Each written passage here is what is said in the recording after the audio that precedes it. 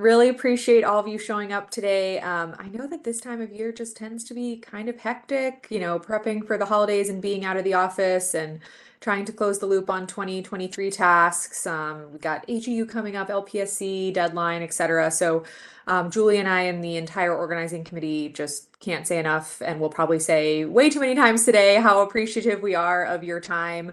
I know it takes a lot to attend these, and for those that are participating in the speaker mode, it takes or facilitator mode, it takes a lot of extra energy and time. So thank you very, very much, and we're really grateful that you all are here.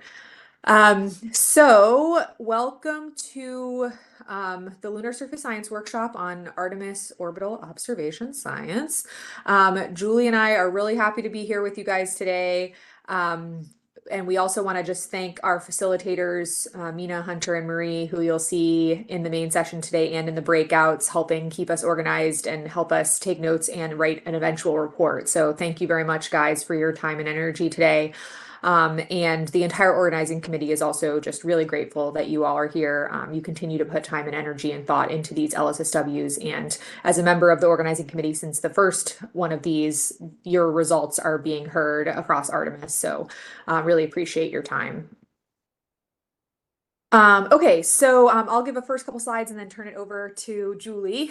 So you found yourself in an LSSW, but in case this is your first one, welcome. That would be fantastic. We're hoping to always capture new community members for these things. If this is your first or one of your first, these LSSW virtual workshops are intended to capture community input across a wide variety of Artemis topics. The community has already put so much into these LSSWs, and you can find the reports and recordings from the first 20 or so of these online at the website I'm showing on my screen. Thank you to Survey, our colleagues at Survey, for hosting that website. So if you want to see what else has been done across this series, I encourage you to go there and check it out. And we will, of course, get the recordings and the report from this workshop up here in the weeks following today.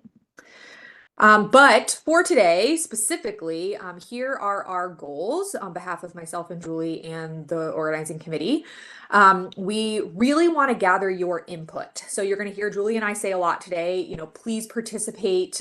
Please give us your thoughts, especially in the breakout conversations, because really, I say this as somebody involved in Artemis 2. I say this as a member of the organizing committee. We really do want to hear from you. Specifically today, we want to talk about observational science that can be accomplished by future Artemis crews, whether or not it's in lunar orbit or just during lunar flybys. We will not be focusing on a specific mission. We really want to focus across all of Artemis for today. So let's not let ourselves get bogged down in Artemis 2 or Artemis 3. Let's really focus, long term here. We do not want to consider your favorite payload idea. We want to consider only, activities, observations, photography tasks, and measurement types that can be made specifically by crew members in a vehicle orbiting or flying by the moon. Myself and Julie and our early career facilitators will be producing a summary report after this workshop based on your input. We will deliver it to NASA and we will make it available to the public. And this report will be considered for future missions. So again, Julie is going to say this, I'm going to say this. Community input is critical. We want to hear from you. So please do participate, ask questions of our speakers, but then really come to the breakouts ready and excited and willing to participate. Here is the agenda for today. You can see this online, of course. We've broken it into sort of like 3 sections. The first couple talks we'll hear from relevant Artemis updates. We don't want to focus on specific missions, but we will hear an Artemis 2 update as that is the next mission up and does have crew time flying by the moon. And then we will hear from, not TBD, from Mark Blanton giving us an overview of Artemis architecture to provide some clarity on future missions. Then we'll hear lessons learned across prior missions. So we won't just focus on Artemis, but we'll hear some lessons learned from some really critical missions and programs that have come before us, as that's really important to gather lessons learned from. Then we will have 2 breakout sessions. Julie will be talking briefly right now about those breakouts, and then we'll give you a lot more details, obviously, at 2:10 Eastern. All these times are in Eastern. So these are where Please come, please be excited to participate. Please plan to work with myself and Julie and Ben to give your feedback and give your input because it will be heard and it will make an impact. And I will turn it over to Julie for the rest of the intro. Okay, thank you. Can you hear me okay? All right, so first, before we talk about the breakouts, just some rules of engagement. Again, just echoing what Kelsey said, that your participation is so vital to us producing a product that will be helpful and useful and impactful. So please, please, please encourage you to engage with us, ask questions, give us your thoughts, give us your feedback. So the format for doing that during the sessions when we have speakers is a little bit challenged by the fact that we do have such a large audience in attendance. So we have set it up so that there will be question and answer sessions after each block of speakers have presented. The session chairs will moderate the Q&A. The only method available for those sessions is to put your questions into the chat box. And that's the one that you can expand at the lower right, probably, of your screen. Oh, sorry.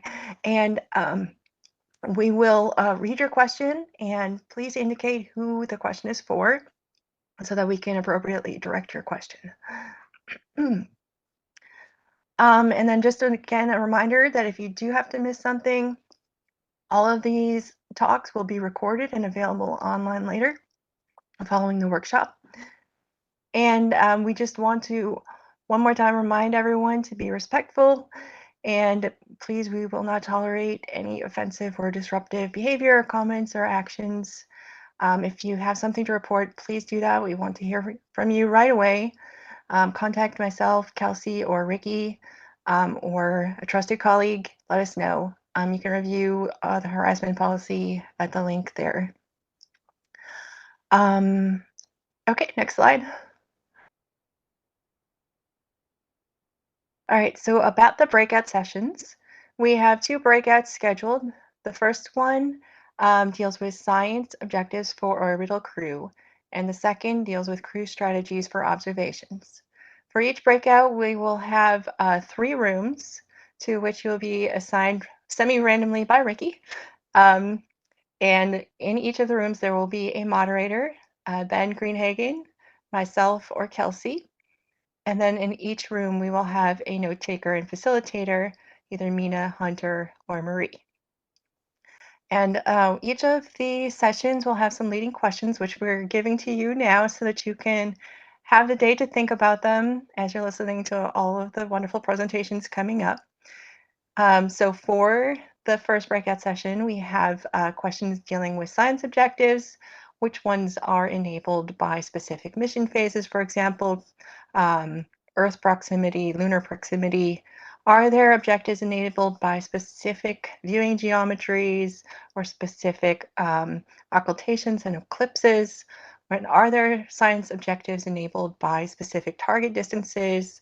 And are some enabled by repeat measurements or observations? And then in the second breakout session, we have leading questions such as, what tasks do you want crew to accomplish during orbital and lunar flyby operations? Which crew tasks are necessary to accomplish the proposed science objectives for orbital crew? So that's building off of what we talk about in breakout 1. So it's ideal if you can attend both sessions, both breakouts. And are repeat observations, images, or measurements of value? And if so, over what time periods? And are any constraints necessary on the number of crew or duration of the crew activities? So next slide, please. And then just one more time, all the thank yous. My turn to thank everyone. So again, I want to thank our early career facilitators, Mina Rubio, Hunter Vanier, and Marie Henderson. All of our speakers today, thank you for your time and willingness to share with us. Thank you to our breakout moderator, Ben Greenhagen, and a special shout out to Jamie Shimbera, who helped on the LPI side in the meetings group. And then also Ricky Guest, special shout out to you as well for all of your help with the technical side and the survey folks there. Much appreciated. And then, of course, all of you who have come today, we are really enthusiastic to hear what you think, what your ideas are, what your feedback is. And all of you are so critical in the Artemis campaign.